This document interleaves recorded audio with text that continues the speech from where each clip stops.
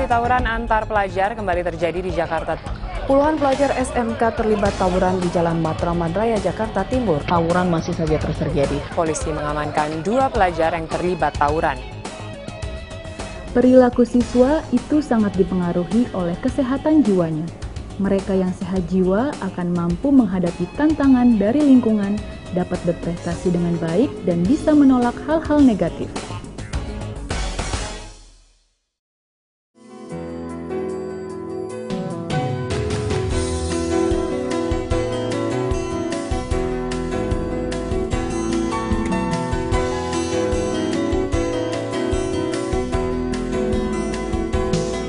Bapak dan Ibu guru yang saya hormati, salah satu upaya untuk meningkatkan kesehatan jiwa di sekolah adalah dengan meningkatkan keterampilan sosial siswa, agar mereka mampu mengatasi berbagai masalah yang ada, baik dari dalam dirinya maupun dari lingkungannya, sehingga para siswa mampu menghadapi berbagai tantangan dalam kehidupan kelak.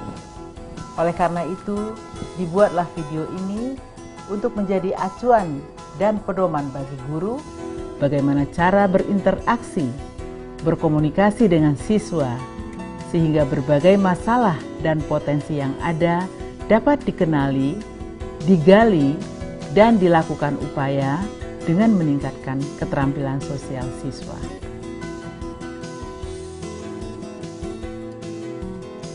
Peserta didik merupakan generasi penerus yang sangat berperan untuk meningkatkan pembangunan nasional.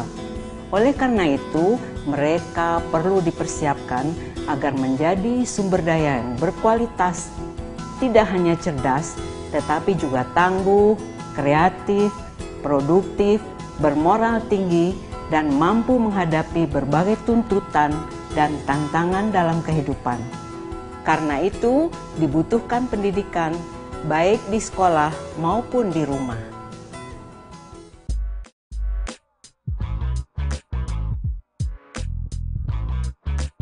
Selain keluarga, sekolah merupakan tempat atau lembaga pendidikan yang sangat penting untuk membentukkan kepribadian anak dan mutu anak di kemudian hari. Guru perlu dibekali pengetahuan tentang upaya meningkatkan kesehatan jiwa di sekolah. 1. Undang-Undang Nomor 20 Tahun 2003 tentang Sistem Pendidikan Nasional ditegaskan bahwa pendidikan nasional berfungsi mengembangkan kemampuan dan membentuk watak serta peradaban bangsa yang bermartabat dalam rangka mencerdaskan kehidupan bangsa. 2. Undang-Undang Nomor 36 Tahun 2009 tentang kesehatan khususnya pada pasal 79 ayat 1. Kesehatan sekolah diselenggarakan untuk meningkatkan kemampuan hidup sehat peserta didik dalam lingkungan hidup sehat sehingga peserta didik dapat belajar, tumbuh, dan berkembang secara harmonis dan setinggi-tingginya menjadi sumber daya manusia yang berkualitas. Lingkungan sangat berpengaruh terhadap pembentukan kepribadian anak. Misalkan, 1. Teman bermain di luar sekolah. 2. Tokoh idola. 3. Pengaruh media massa, elektronik, dan cetak. masa remaja adalah masa peralihan antara masa kanak dan dewasa. Pada masa tersebut, remaja banyak sekali mengalami perubahan dari segi fisik, psikologis, dan sosial. Mereka seringkali merasa tidak nyaman dan bereaksi secara emosional, misalnya mudah tersinggung, mudah marah, dan suka membantah. Mereka tidak mau lagi dianggap sebagai anak, namun mereka juga belum dapat diberi tanggung jawab penuh sebagai orang dewasa. Anak remaja sangat rawan terhadap perilaku yang negatif. Berbagai upaya pendidikan telah dilakukan oleh pemerintah dan masyarakat, seperti inovasi dan program pendidikan, antara lain 1. Penyempurnaan kurikulum. 2. Pengadaan buku dan bahan pengajaran. 3. Peningkatan mutu guru serta tenaga pendidikan melalui pelatihan, peningkatan manajemen pendidikan, maupun pengadaan fasilitas untuk meningkatkan kualitas tenaga pendidik. Untuk itu telah disusun pedoman bagi guru untuk membantu meningkatkan kesehatan jiwa peserta didik yang dapat digunakan oleh seluruh guru untuk mengajar. Peran guru dalam mendidik siswa. 1. Pengajar. Meningkatkan ilmu pengetahuan peserta didik sehingga mereka dapat memiliki pengetahuan untuk menjadi seorang yang cerdas, berpengetahuan luas, bahkan sampai sarjana. 2. Pendidik. Berperan membentuk kepribadian dan perilaku peserta didik sehingga beretika. Jadi, guru perlu memberikan contoh yang baik dalam perilakunya sehari-hari. 3. Pengganti orang tua di sekolah. Memberikan kasih sayang, rasa aman, disiplin untuk membentuk kepribadian anak yang berkualitas. 4. Teman atau sahabat. Guru harus bisa menjadi teman berbagi keluh kesah, bertanya bagi peserta didik. Sikap dan perilaku guru sangat besar pengaruhnya terhadap suasana pendidikan sehingga dapat mendukung perkembangan perilaku mental emosional anak agar mereka mampu menghadapi tantangan dalam kehidupan dan berkembang menjadi sumber daya yang berkualitas. berbagai indikator menunjukkan bahwa hasil pendidikan masih belum sesuai yang diharapkan. 1. NEM. Hasil ujian nasional mulai dari SD sampai sekolah menengah relatif masih rendah. 2. Perilaku keseharian peserta didik masih banyak melakukan hal-hal yang negatif, seperti tawuran pelajar, penggunaan rokok dan nafsa, minuman keras, perilaku seks yang tidak bertanggung jawab, yang dapat menyebabkan infeksi menular seksual IMS, termasuk HIV/AIDS. Perkembangan jiwa remaja. Orang tua atau guru sering tidak mengerti atau memahami perubahan yang dialami peserta didiknya dan terkadang malah menganggap anak didiknya sebagai peserta didik yang pembangkang dan egosentris. Perkembangan jiwa remaja terdiri dari 3 tahap, yaitu 1. Remaja awal, 10-14 tahun. Fase pengenalan identitas diri. Biasanya, di fase ini remaja sering berbeda pendapat dengan orang tua ataupun guru. Baginya, teman sebaya jauh lebih penting. 2. Remaja pertengahan, 15-16 tahun. Fase pembentukan identitas diri. Remaja menjadi lebih mampu berkompromi, lebih tenang, sabar, dan lebih toleransi, serta belajar berpikir secara bebas dan membuat keputusan sendiri. 3. Remaja akhir, 17-19 tahun. Fase terbentuknya identitas diri. Remaja sudah dapat berinteraksi dalam kehidupan, pekerjaan, dan hubungan di luar keluarga. Di dalam masa remaja ini, guru dapat membantu menciptakan suasana yang mendukung perkembangan jiwa, perilaku, dan emosi remaja. Upaya untuk meningkatkan kesehatan jiwa di sekolah dapat dilakukan melalui keterampilan sosial remaja dengan cara sebagai berikut. Meningkatkan harga diri. Harga diri adalah yakin terhadap diri sendiri. Dengan kata lain, disebut sebagai menghargai diri sendiri. 1. Harga diri positif. Orang yang mempunyai harga diri positif mampu menerima dan belajar dari kesalahan yang dibuatnya. 2. Harga diri negatif. Orang yang memiliki harga diri negatif akan menjadi orang yang merasa rendah diri, tidak dapat melihat kemampuan diri, tidak berusaha mencapai apa yang dia impikan, akibatnya menjadi anak yang pemalu, penakut, ragu-ragu, dan pengecut. Dengan meningkatnya rasa hormat terhadap diri sendiri, maka secara keseluruhan akan meningkatkan rasa kebanggaan diri. Bila remaja merasa bangga, menghargai diri dan percaya diri yang lebih tinggi, maka remaja dapat dikatakan mempunyai harga diri yang lebih tinggi pula. Remaja akan merasa lebih nyaman dan menyenangi serta menerima dirinya sendiri. Langkah awal dalam membangun harga diri. 1. Harus menerima diri apa adanya.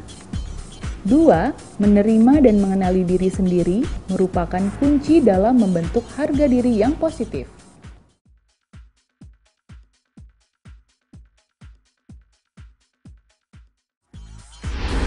mengenali dan menghadapi emosi. Emosi adalah suatu bentuk perasaan yang khas, kualitas dari kesadaran, dan suatu cara untuk bereaksi. Emosi mempunyai sifat positif atau negatif. Sulit bagi kita untuk memahami emosi kita sendiri, kecuali melalui cara kita merasa.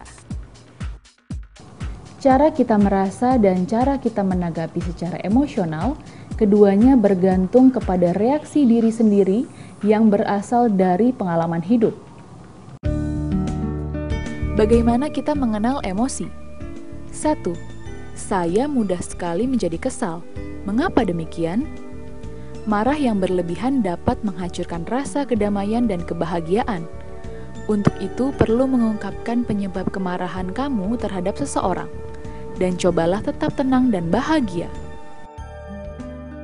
2. Bagaimana saya dapat memaafkan kesalahan orang lain? Cobalah menempatkan diri kamu pada posisi orang lain dan pikirkan alasan mengapa mereka menyakitimu. Jika kamu menemukan jawaban yang masuk akal, maka kamu akan mengerti mengapa orang itu bertingkah demikian. 3. Saya cepat merasa sedih untuk alasan yang kecil.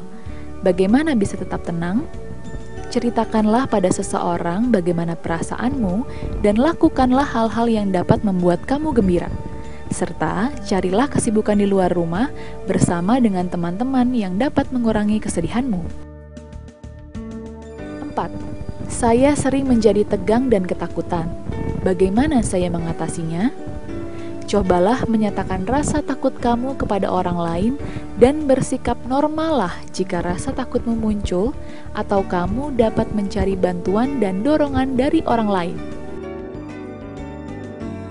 Pengendalian emosi dipengaruhi oleh kepribadian, kebiasaan, dan ambisi serta kemampuannya untuk menghubungkan ketiga hal tersebut di berbagai lingkungan. Perasaan emosional merupakan pengalaman yang subjektif, bervariasi, dan bersifat pribadi. Maka itu dibutuhkan mengenali dan menghadapi emosi yang perlu dilatih dalam kehidupan sehari-hari. Mengelola stres. Stres adalah reaksi tubuh terhadap setiap situasi yang tidak menyenangkan. Walaupun demikian, beberapa kejadian yang dapat menimbulkan stres, seperti persaingan ketat dalam olahraga, dapat memacu orang untuk berprestasi lebih baik. Stres adalah situasi yang biasa ditemukan dalam kehidupan sehari-hari dan merupakan proses alamiah dalam upaya manusia menyesuaikan diri terhadap lingkungannya. Penyebab stres. Penyebab stres berasal dari dua faktor. Satu, berasal dari diri sendiri. Contohnya cemburu, curiga, dan iri hati. Dua, berasal dari luar diri atau lingkungan. Contohnya tekanan dari guru, teman sebaya, orang tua, dan lingkungan lainnya. Dampak dari stres. Stres dapat mengganggu pikiran, mengurangi konsentrasi, dan melemahkan pengambilan keputusan. Hal ini dapat menyebabkan orang sangat sensitif terhadap stres. Cara mengelola stres. 1. Latihan fisik.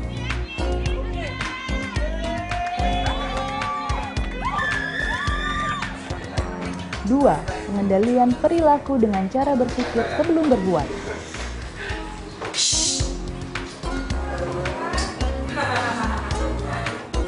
3. Perbanyak teman dan dukungan sosial. 4. Konseling. 5. Relaksasi. 6. Menyalurkan hobi. 7. Melakukan ibadah. 8. Kegiatan pramuka. 9. Marching band.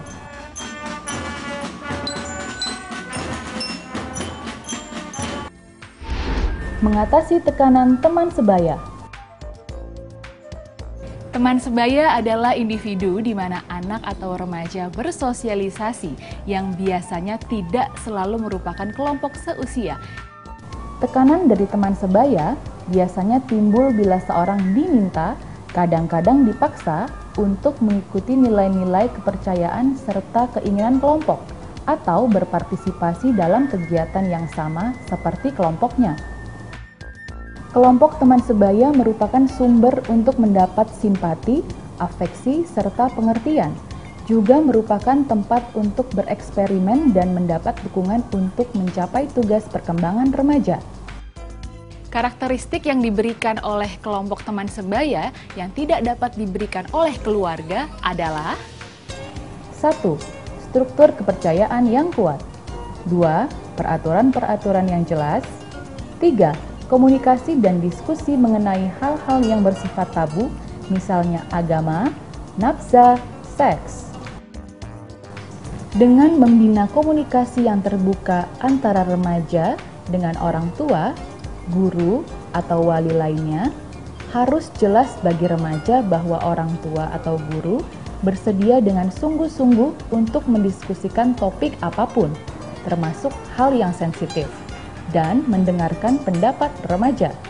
Norma-norma kelompok di mana remaja melewatkan sebagian besar waktunya merupakan faktor yang lebih kuat dalam menentukan keberhasilan akademik bila dibandingkan dengan nilai-nilai, sikap, dan dukungan yang diberikan oleh keluarga.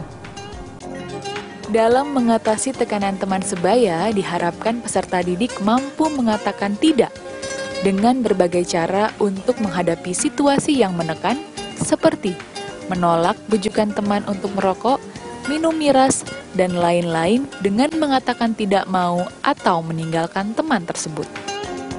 Mengatasi tekanan teman sebaya tujuannya adalah bukan untuk menghilangkan, melainkan mengarahkan pada hal-hal yang positif.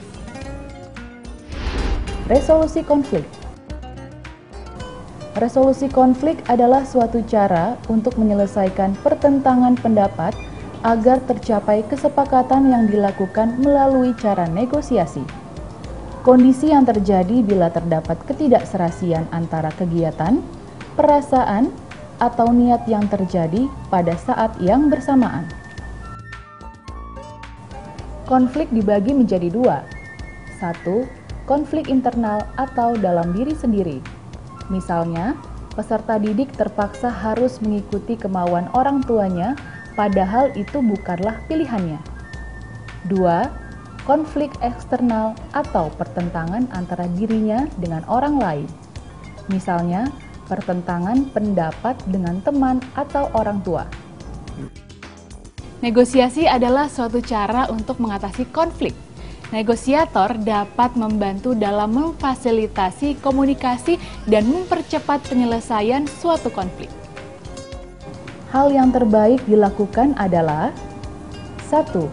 Biarkan pikiranmu menjadi santai dan biarkan berbagai solusi datang kepadamu, sementara kamu melakukan hal lain.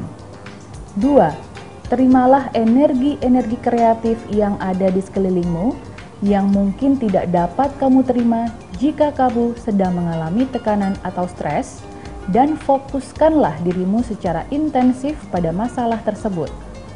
3. Berbagai aktivitas mungkin dapat membantu datangnya solusi secara alamiah dalam pikiranmu, seperti bermain tenis, yoga, atau mengikuti berbagai aktivitas kesenian.